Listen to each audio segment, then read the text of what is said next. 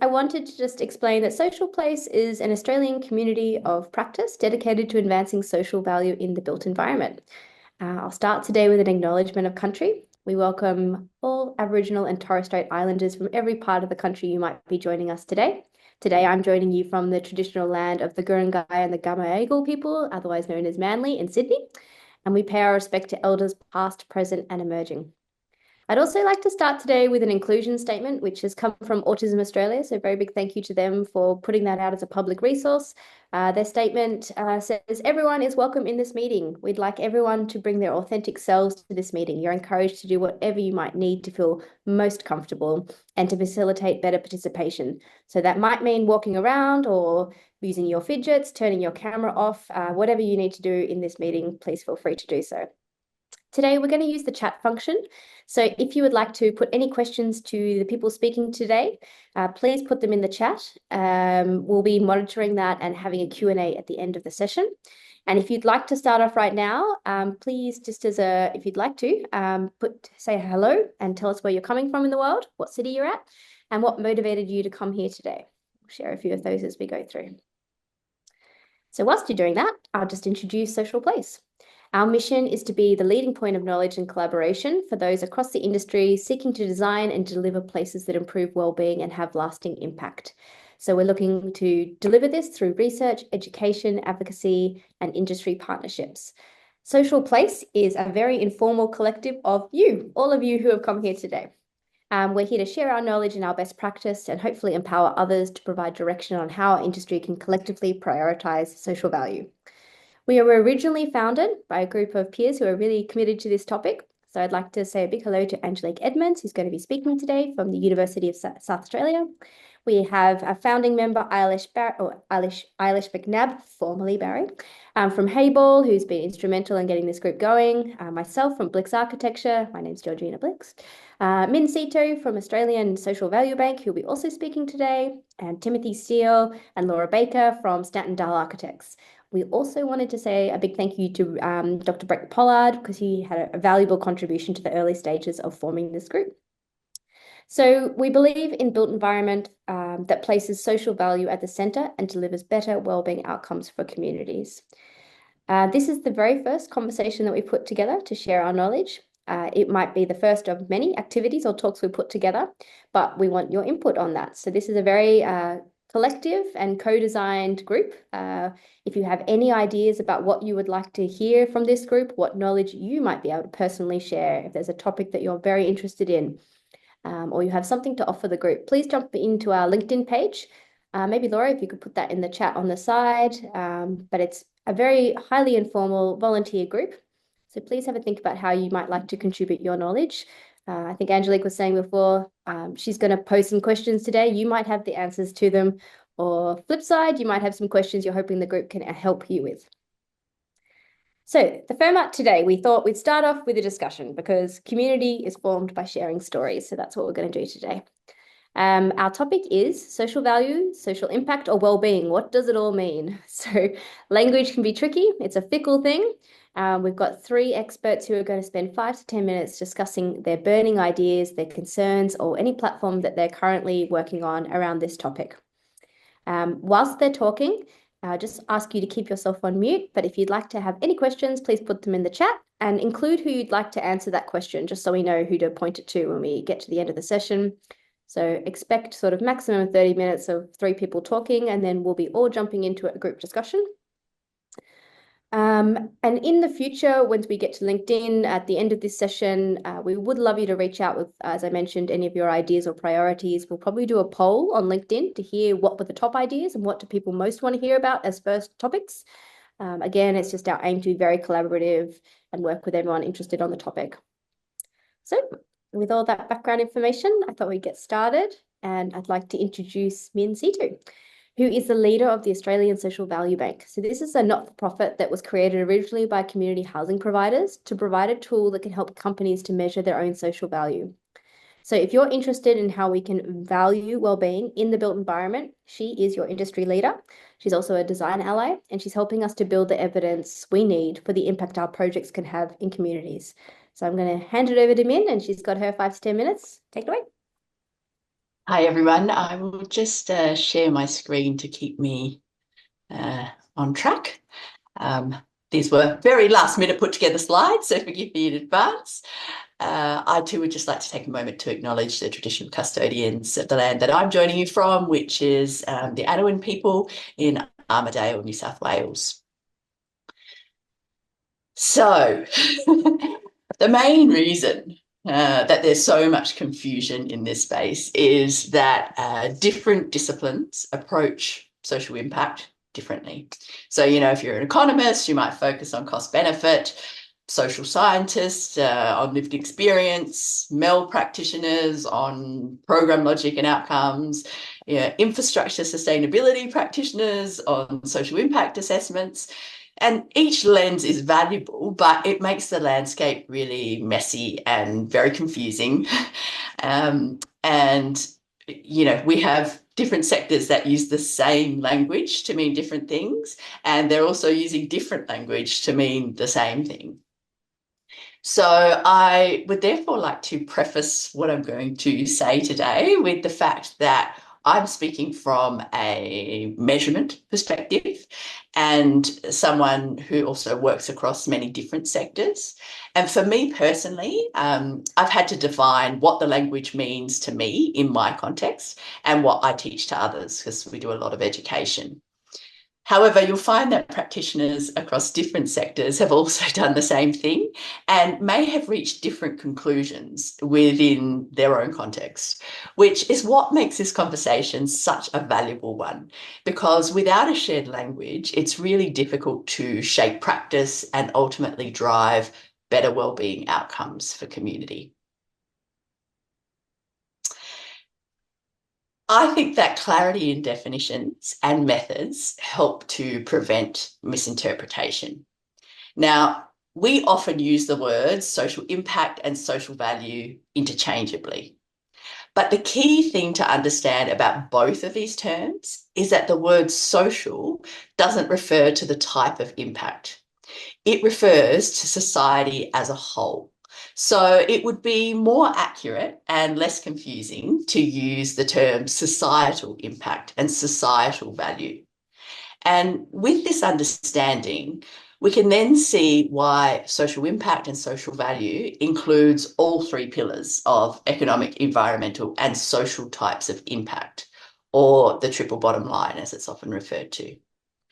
Now, some people will differentiate the terms of social impact and social value by saying that when we talk about social impact, we mean the overall change at a societal level. So the effect a program, policy, or built environment project has on people's lives across a community or population. And that social value then asks, what's it worth, or what is the worth of those changes to society? It's not just that outcomes happened, but how much they matter to the people affected. And this doesn't necessarily have to be expressed in dollar terms, but it often is. And we can't talk about social impact or social value without also speaking about measurement. And at its core, impact measurement is about evaluating whether a program or an activity or initiative was or is in society's best interests. Now, I have also put on the slide the definition of social value that's used by the Social Value Collective. I think some of the core things it talks about is the net impact and the fact that it's also about the well-being of people and planet, and it also has that future and legacy kind of aspect as well. So yes, that's I guess the key point really is around that societal rather than the type of impact. And when we're starting to consider social impact measurement or understanding the amount of change that's occurred due to a particular activity, most organisations begin with what I refer to as outcomes measurement. So did participants achieve the change we hope for?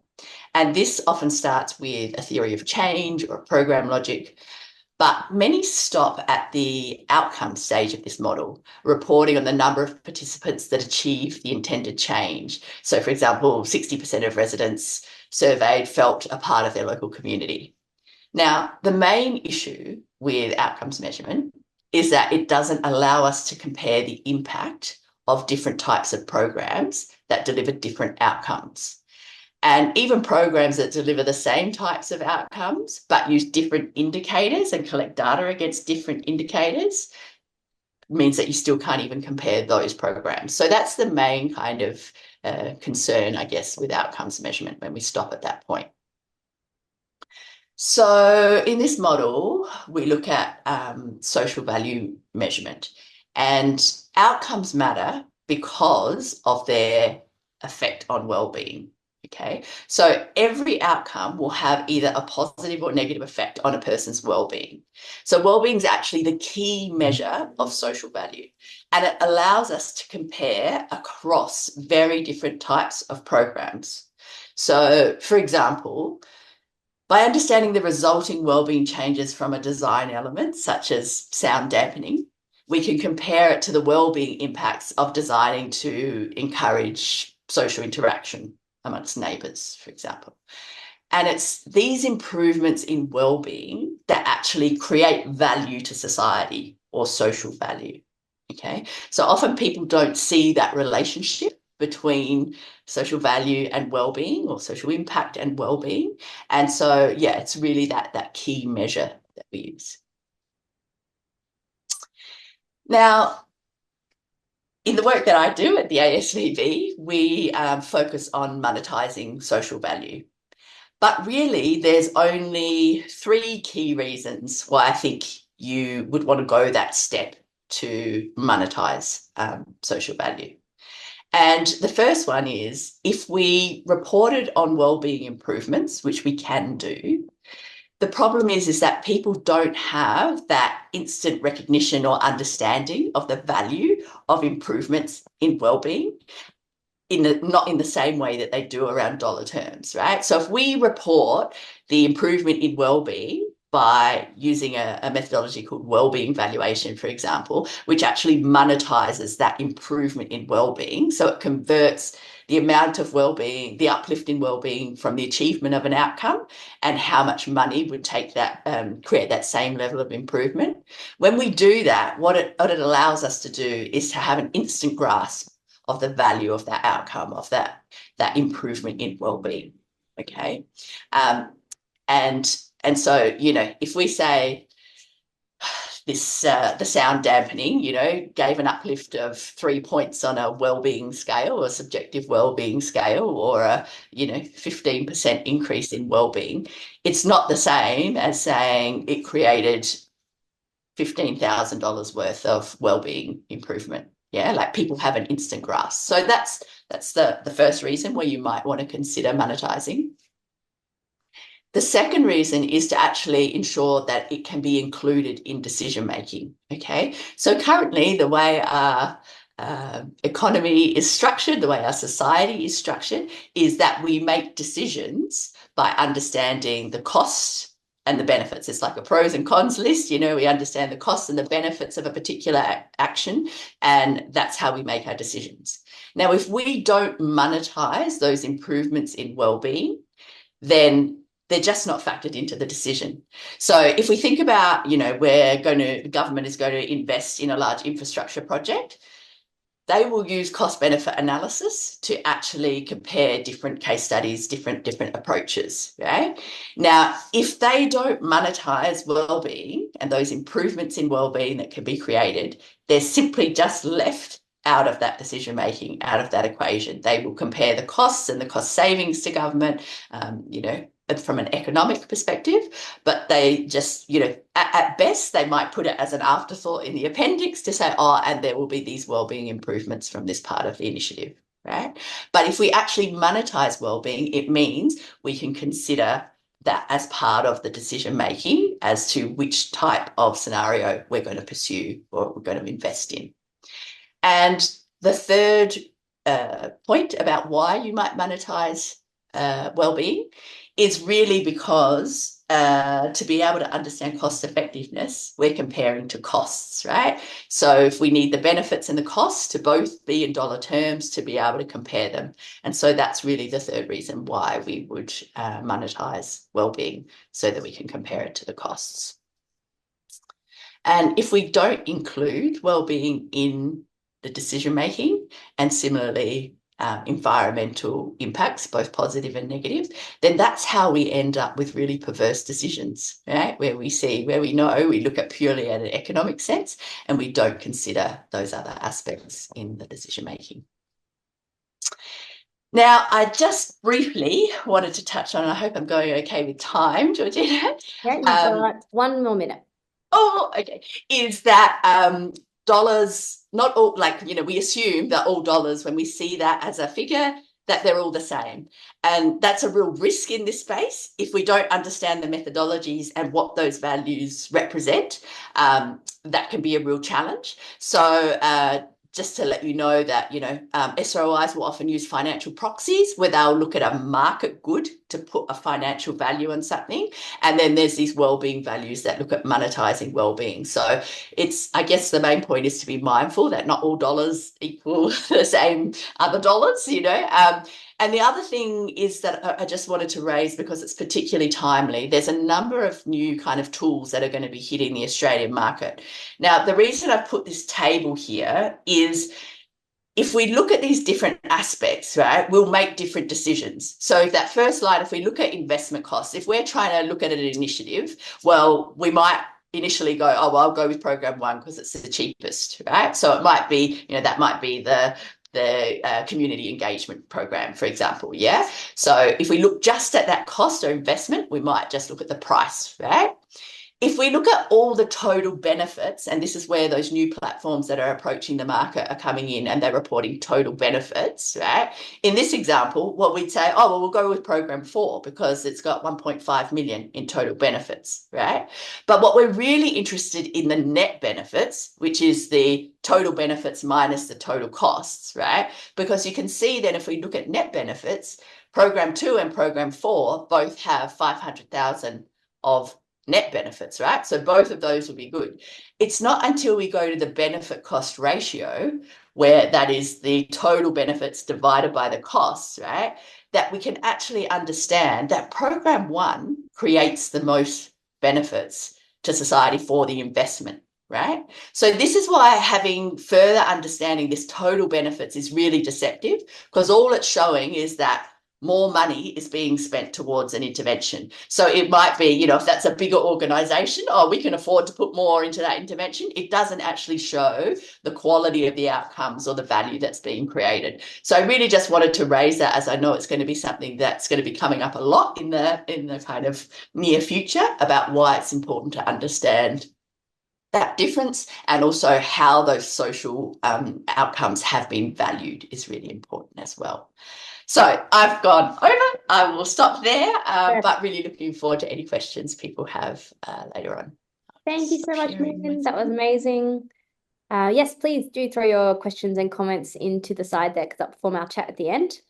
I'll just introduce myself now, but I'm the founder and director of Blix Architecture. So we're a design studio, architecturally focused on design for wellbeing.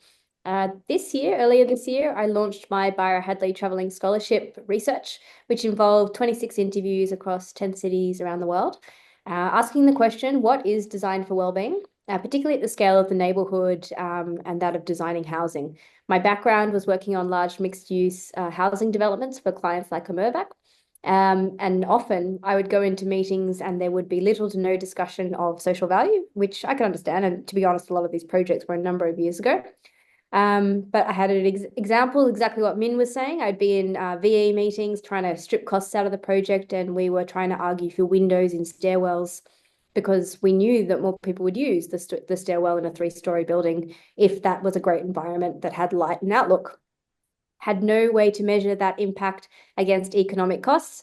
A blank aluminium facade was cheaper, blank aluminium facade won. So that's where I really got interested in this a number of years ago, and did applied positive psychology at Melbourne University to see if we can define wellbeing and use that as a system for us to understand what design can influence. The launch event at the beginning of the year and on that research covered a range of topics, from language to loneliness to measures for wellbeing and wellbeing washing. I'll talk a little bit about those today. And it was launched by Minister Rose Jackson, Minister for Housing, Youth, Homelessness and Water. random last one, and New South Wales Mental Health Commissioner, so that we could really start to normalise discussions around mental health and housing in the same room with government from both departments there. So it's fantastic. Very excited to have done that. What I thought I would talk to today, knowing that language is a big thing when we travel the world, I would say that my research was predominantly English first world country cities. So we went to cities like San Francisco, Toronto, Vancouver, New York, and London. So at least English as first language was a limitation of this research. Each country is at a very different stage in terms of wellbeing policy. So you'll have everything from America that does not have a national policy on wellbeing, through to New Zealand and Auckland that does have a national wellbeing framework. Australia does have one. If you haven't seen that, definitely worth a look. And the UK, who I would say is ahead of all of us in that they have the Social Value Act. So that's legislation that is saying that you do need to be accountable to the social value that you're creating in your work. Interestingly, most places agreed that it's going to be near impossible that we agree on common language and definitions. So I'm going to challenge Min there and say, I totally agree. It is so valuable if we can be on the same page for language, but I question how plausible it's going to be. In part for the exact reason that well-being is difficult to define. It is nuanced to every community, to every context, to every country, even within the community you're working in, to different age groups. So the common feedback I heard around the world is that we have spent so long trying to come up with common language, we're not getting anywhere. Pick something, move on. There's a bit of a practical nuance to it that a lot of practitioners were just saying, look, we've decided to run with this. So from my personal perspective, I'm going to leave it to the more intelligent people to argue the language. I did really appreciate Min's conversation there that outcomes is not the same as impact. That's really useful for me. And also, I'm going to reiterate a similar point around the fact that well-being and social value are not the same things. So I'll just flesh that out a little bit more. Min gave the example there that well-being is a key measure of social value, which I totally agree with. And one of the things that I consistently got from going around the world was the first of all that well-being is very subjective and is not really internationally defined the same way. So the New Zealand Wellbeing Framework actually says, quote, there is no single conceptualization of wellbeing that is universally agreed. So they're sort of starting from that premise. We're not going to know. And because they start with that premise, they then are able to say, well, in that case, it is important to consult. It is important to work within your communities to understand their wellbeing priorities. And to second that idea that social value and well-being are not the same thing, I just got an example here. So, for example, a project might have a positive social impact of creating more income for a local Indigenous community. But income in itself is not a measure of well-being. Economic stability is, housing stability is, but a simple raise in salary, if you're to look at psychologists, they usually say it gives you a 6-month bump and then you're right back to the same subjective well-being that you were before that. So obviously very nuanced to every context. If you're looking at the poverty line and it gets you above that, that's a different thing. Your basic needs are now being met. But I'll say that economic, in that particular example, an economic measure of salary is not the same as saying that it's a well-being benefit. So I totally agree with Min's statement there that well-being is a measure of social value. So one of the things I would say is that it's important to do is to keep whatever definition you come up with well-being, hopefully it's based on your consultation with your community, that it can be a fair bit broader than the social value you're actually able to measure.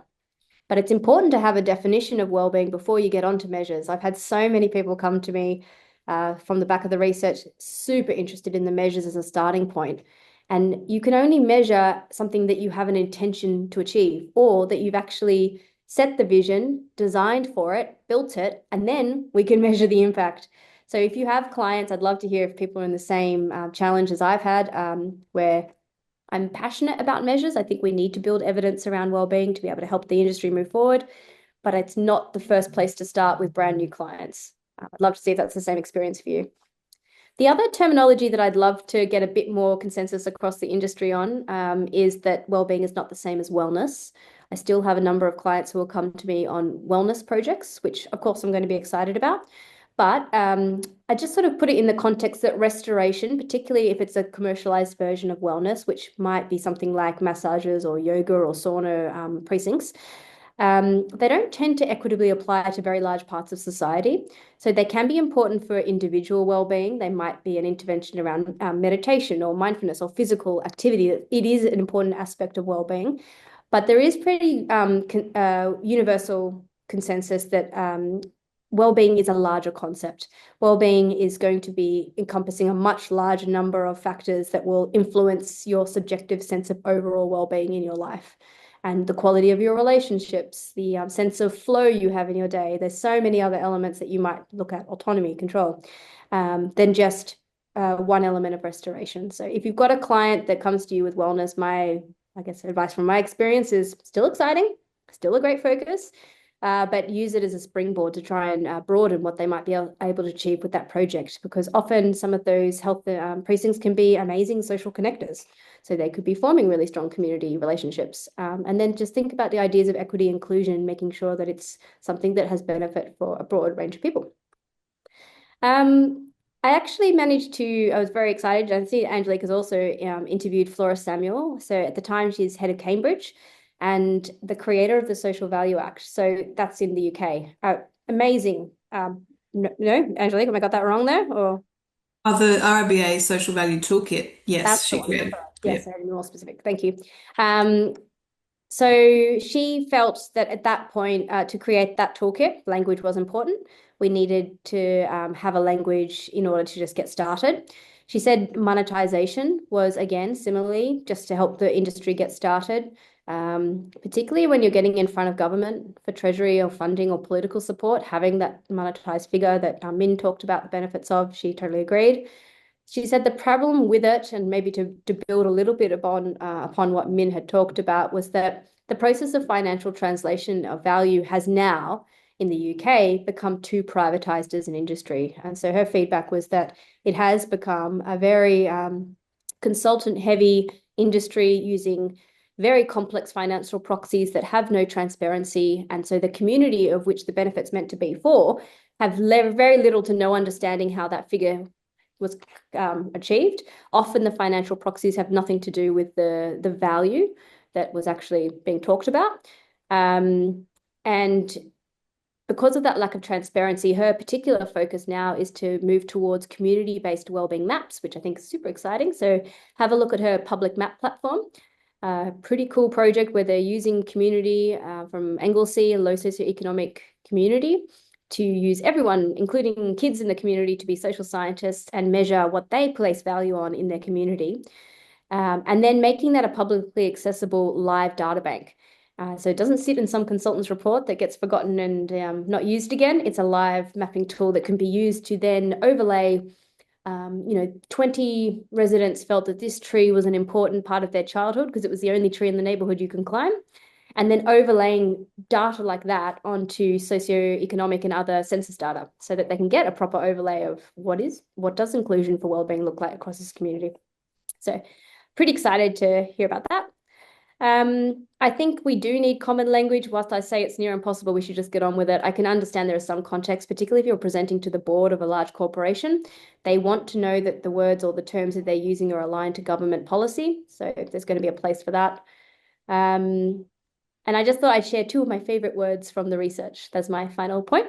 So I loved epigenetics, which is the study of how environments influence our genes and how genes are expressed, particularly when we're young. So if you're doing projects around children, 0 to 5 in particular, they think they're the very formative years where built environment is a big part about what turns on in your gene markers. Did not know that field existed before I did the research. So cool.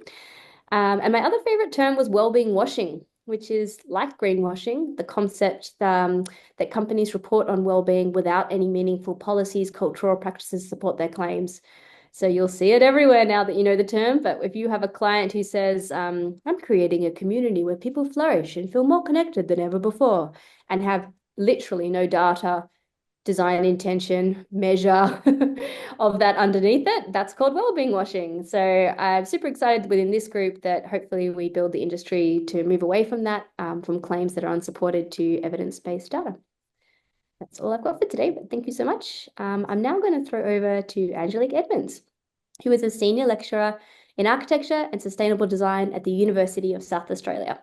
She's created an amazing podcast, which I highly recommend, called Place Agency. It's available on Spotify, and I am going to chuck that link into the chat when we get going. Place Agency as a podcast explores the ways in which design can elevate social impact. And I would just say keep an eye out. There's an upcoming episode with Eilish McNabb, formerly Eilish Ballet, and Brett Pollard. So that's going to be a fantastic conversation that will be coming out soon. I'll give it to you, Angelique. Thank you.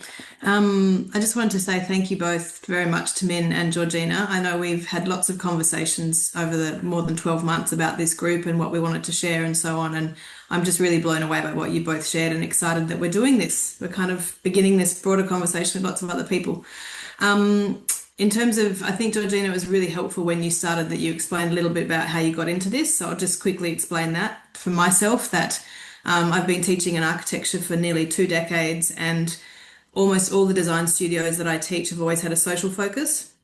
So I've kind of been banging on about the social lens for quite a while. And with the Institute of Architects more than a decade ago at the national level, I was really trying to get the environment group, who they were at the time, to think about sustainability being social sustainability, not just environmental sustainability. And so I've published 2 environment design guides through the Institute, if anyone wants to find those on social sustainability and social value.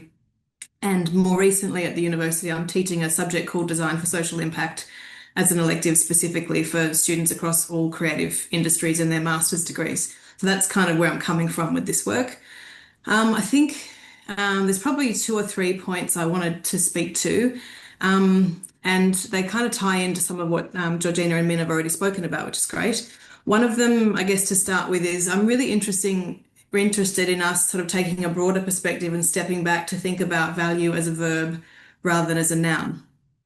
I think the reason for this is that, and I'll kind of preface this by, for those of you who are not already aware, the Green Building Council of Australia put together with Brett Pollard, who was formerly at Hassel, a fantastic discussion paper on social value in the built environment. So for anyone on the call who hasn't had a look at that yet, it's an amazing document. Speaking recently with Eilish McNabb, who has a lot of experience in the UK's process around social value, she said there was never a document like that in the UK. So it's actually like pretty much internationally groundbreaking. One of the things that came out of the recommendations from that is that there needs to be clarity on who is creating the social value, where it's being created, and how it's being measured, and that it should be publicly reported. And that really struck me because it kind of intersected with a lot of my own interest in this area, and advocacy is around this word value and the importance of appreciating that, like, design is a verb, not just a noun. So is value. So who is doing the valuing? And who is doing the valuing is really important because it directly then relates to who is framing where the value lies. And if we're not considering this, then I would kind of say, are we really even listening? Because I think, Georgina, you made a really good point that in advice to other people that you can only measure what you're aiming to achieve, which is absolutely true. But then I would sort of extend that to say, but who is determining the aims? Is it just what the architect decides the aims are, and then those things are measured? Or are we actually really engaging with end users to find out what they think is going to be of value and allowing them to be part of framing what you're aiming for, and therefore allowing them to be part of framing what you're measuring at the end? Because at the end of the day, they are the custodians who are going to continue living in the place. They're the ones who are going to continue operating the program of the place and so on. So one of my key interests in social value more generally is about public engagement. And I would sort of ask that we don't lose sight of this, because I think there's a lot of momentum in social value and social impact to kind of operationalize social impact. Like, how do we turn this into the next part of our operations and measure it and, kind of make it part of a contract line and all this sort of, and that's great. We do need systems that kind of include this in operations, but we also need to kind of, I think, step back and remember that this is about human beings. And it's like there's a million ways in our personal lives that how we relate to other people has value to us or doesn't. And that's actually no different to our working lives or to the lives that of the people who are using the facilities that we're involved in creating and delivering. So I think it's sort of, I'm still a bit flummoxed by why engagement with stakeholders or end users is considered, I mean, we all know it's vital to delivering social value and well-being, but I'm just a bit flummoxed by why this continues to be such a hurdle in design processes. And, for all of 2025, I was engaged in the planning of a very large research project that had many, many people involved, including the government architects from many different sectors, many different states, and a range of very high level thinkers. And there's all sorts of reasons that people put forward for that. Some of them say, oh, it's the procurement processes that make it really difficult to actually get proper engagement with end users. Some people say, oh, it's already the budget issue and so on. But I wonder, is it that we're not explaining the value chain effectively? Or what is the reason why it still seems to be such an enormous hurdle to engage properly with end users and allow them to be part of the process of framing the value? So it's kind of a question I'm putting out there. Obviously, it's a burning one for me. Some of you might think, not my thing, not interested. But for anyone on the call who is, I'm interested to know, how are you guys managing that? Is it something that you're coming up against? Do you have any thoughts on it as well? And I think the final thing that I wanted to sort of finish with, I guess, is to come back to the fact that I think the value of process in design is vital. And that's in the course that I teach, the Design for Social Impact. That's something that we really focus on. We get students to take their regular design brief and then redesign the process they would take if they were going to maximize the social value of that brief. So they're not focused on designing the building anymore. They're focused on designing the process. And how would the process look different if what you were really aiming to do was maximize the social value? Because I feel like we all know that from what I'm just saying now around, if you did actually engage the end users more and build trust and honor knowledge investment and experience where it's possible, where possible to even share power and so on, that it would make a really big difference to how the end users and the social fabric that you're creating in that process. Because I think that in that, good design process can actually restructure relationships and address inequity. It can support social connection. And it's been long understood that architects create a great urban fabric, but actually the way in which we do that creates the social fabric.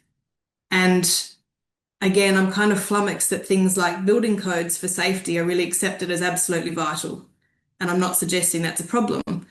But I equally think, well, where are the guidelines and expectations about how a design process should also build social and cultural safety? That's also vital, because we radically change the social fabric through how we do our work. We radically change and affect people's well-being through how we do our work. So I just, again, it's a question I'm wondering if anyone else grapples with. And I guess the final thing that's related to that is, I think when I talk about these things, sometimes I find people in practice kind of say, well, that's all very well for you to talk about in academia, but it's got nothing to do with how we actually practice, because, we deal with budgets and contracts, and, we don't have clients who allow for conversations like the one you're trying to have, which is fine. But it just demonstrates to me that architecture is really stuck in a material logic of just inputs and outputs. Like, the inputs is the brief and all the construction materials, the output is the building, and they stop there. Whereas I think architecture is a service model, and that would allow us to actually look at, we don't just stop at outputs. There are outcomes, as Min talked about very well, and then the outcomes create impact. And if we can actually sell architecture or design as being a service model, then how we manage those outcomes and impact and how we deliver them will be part of what we're paid to do properly. So it won't be this big divide between, what you can do in practice and what others can talk about. Anyway, so I hope that helps. That's kind of, the things that are burning for me and how they intersect with what Georgina and Min spoke about. So interested to know what other people have as questions. Thanks. Thank you so much, Angelique. We're going to use our last 20 minutes or 15 minutes to open the floor. I'd really love to hear any first impressions that you had. If you would like to We'll also get Laura to read out if there was any questions in the chat. And while she's doing that and directing those questions to one of us, please add your questions into the chat. Or if there is a raise your hand function, we'll try and come to you. Not sure if there is.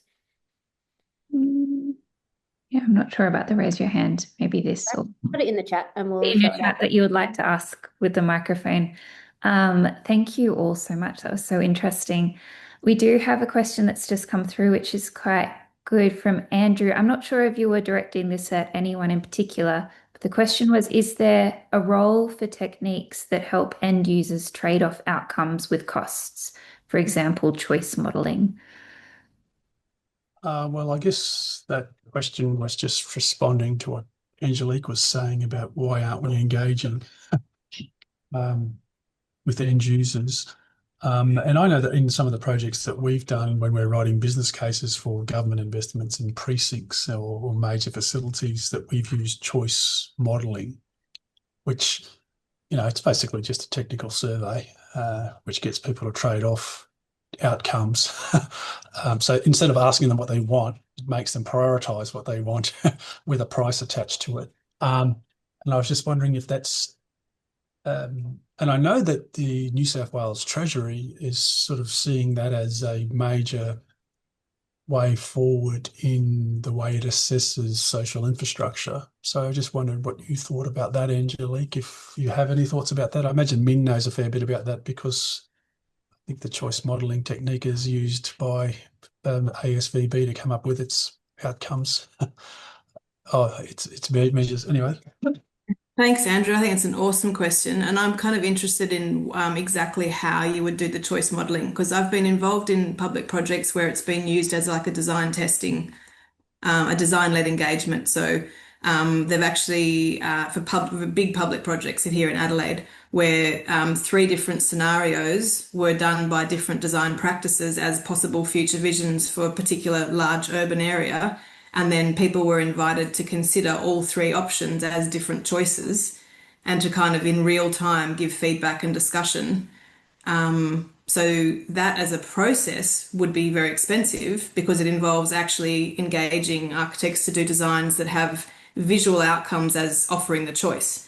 So I anticipate that what you might mean is probably text-based descriptions of choices, but I'm just wondering what style you mean, because I think it has huge opportunity, but I don't know how you explain the narrative of the choice in a way that actually lands with people to understand the opportunity, if that makes sense. Well, we've used it on a couple of projects where for example, we were trying to get the South Australian government to fund a contemporary art museum or a history museum. Can't remember exactly. It was a few years ago now. But, we would have like the architects would do some high-level concept drawings, and there'd be some photos or images as well as text, and we would give those for people to look at and then give them a choice model to rate and value. So it's done, and the reason why we do it, because we use that to drive our cost benefit analysis of all the social benefits that are going to be generated by the different project options. So it's more about project options than the ultimate design, I guess. Throw it over to Min. Did you have anything you wanted to add? Yeah.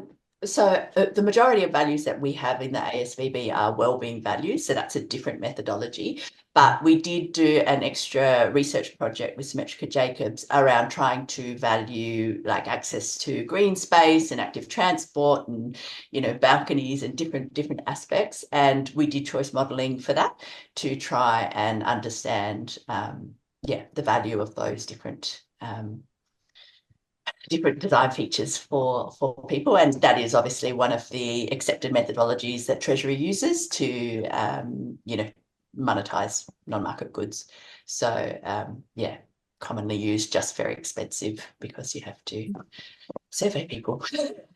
Yeah, I mean, from my perspective or experience with probably early consultation using community groups to define their wellbeing values, it does take a little bit of education to explain what is wellbeing and then allow them to define it for themselves.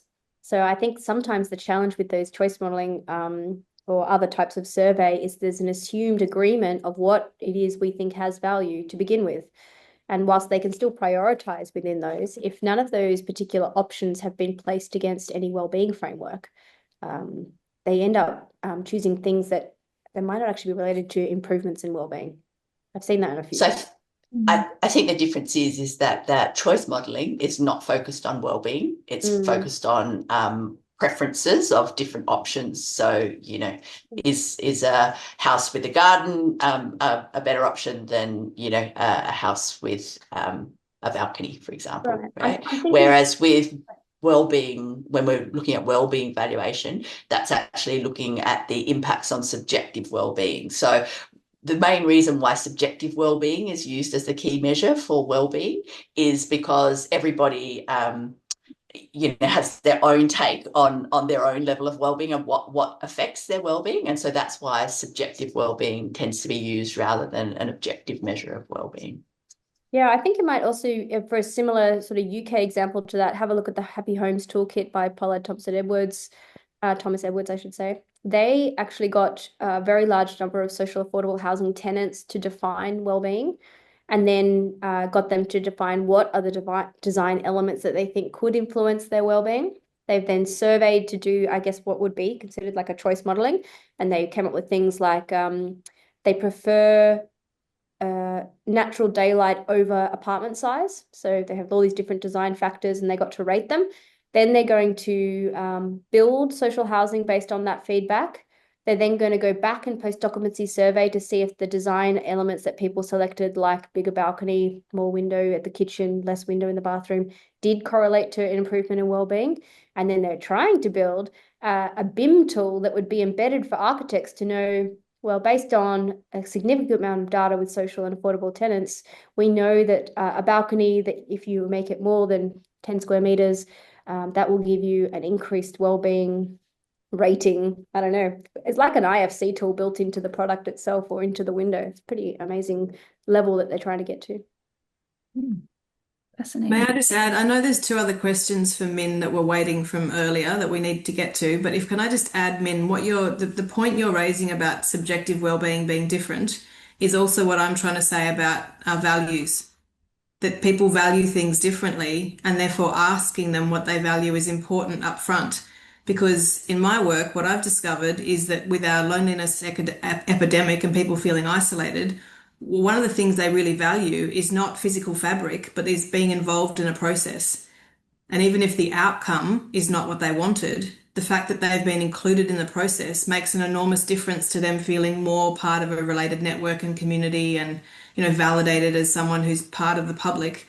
And so the process itself can have enormous value. And I think lots of people don't realize that and just think we're only trying to value the output at the end, like the physical fabric. And the value of the process can be as important. I'll open the floor. We'll go to Min's questions as well, but would anyone like to jump in that hasn't had a chance to speak yet? I can talk about, yeah, I'm Anna. Actually, I'm really glad to see everyone here, and I came across this group. I guess last night I was going through my LinkedIn and I saw it, like, oh my God, I need to attend this one. So the reason that I'm here is that so I'm a postdoctoral research fellow at Deakin University, and my research interest is around social value and, you know, the concept of health promotion within the built environment, and everything that we have been discussed so far is exactly like the thing that I'm really interested to hear more about. One of the recent projects that I'm involved in is actually a kind of government-funded project, and if I want to tell you the name of it, it's like Regional Precinct and Partnership Program, and it's all about creating affordable and you know, not social housing, but kind of affordable housing for the regional areas in Victoria. And I'm working with Home Research Centre, and we are kind of collaborating in this project. It's a collaboration between Airbus, Deakin University, and, you know, a few construction companies like Formflow. And our research is more around like how we can design and then do a post-occupancy evaluation to find out if everything that, all the decisions that we made through the design process have had the impacts that we claimed and argued that would have. And the thing is that we started, doing some kind of literature review, and we found out that we don't have any, as you mentioned, any consensus on the definition of social values and the well-being in the built environment, so that we can't measure them. And as part of that, we are trying to, create and develop a framework so that the framework is informing the design process. And then based on that, we can come up with the, indicators to measure the outcomes at the end and after the occupancy. So the question that I asked Seto was that I came across that value bank, and I wanted to see how, because most of those kind of monetizing things are kind of a speculative things, and we hypothesize them, and I want to see how those indicators were developed, and if we can use them for developing our own frameworks, so it informs the design, and then we do the post-occupancy evaluation and coming up with the social value and cost analysis things afterwards. Yeah, I'll throw that and to me.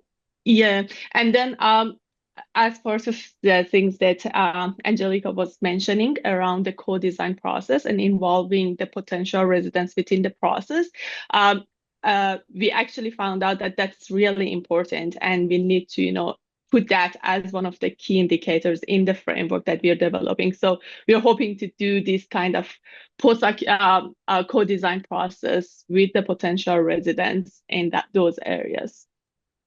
Brilliant. I'll just give me a couple of minutes, because then we're just at the very end. Yeah, because this is there's a lot to unpack there, I think, is your question. But so there's a number of different ways that you can monetize social outcomes. There are different levels of rigor. Government has prescribed methodologies that they accept, things like stated preference. There's a number of different methodologies. There are financial proxies, which tend to be based more on costs. So, for example,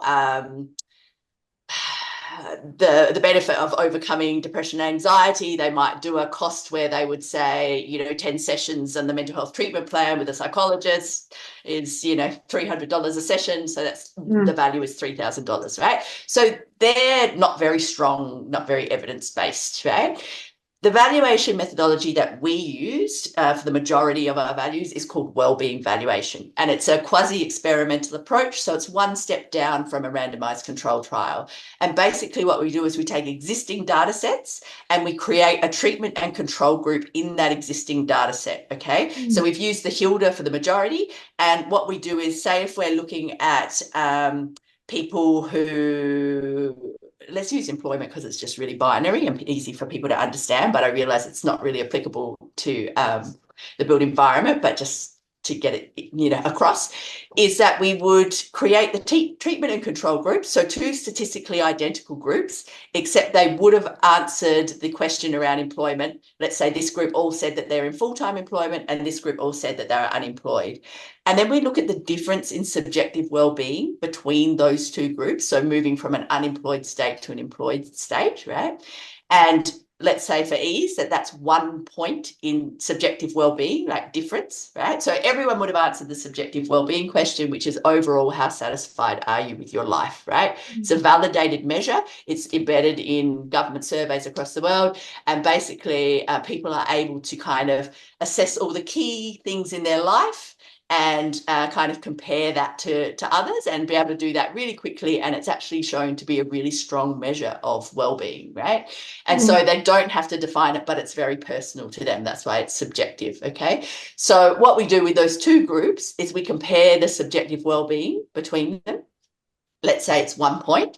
And then we look at how much income on average moves an Australian based on that survey data, that 1 point in well-being. And that's how we get the dollar equivalent. So what we're actually valuing is the average change in well-being that encompasses all of the positive and all of the negative outcomes experienced in that single measure. So for an employment outcome, for example, people are going to have positive and negative outcomes. Yeah, they're going to get income, they might get improved social networks, improved self-esteem, a whole range of positive outcomes. There's also going to be some negative outcomes, increased stress, it can't spend enough time with the kids, not looking after their physical health enough. So that is balanced across that whole sample size, and the averages used. Now, the reason the averages are important is because quite often we're doing this as a forecast. So trying to make decisions about what we're going to invest in rather than a reporting,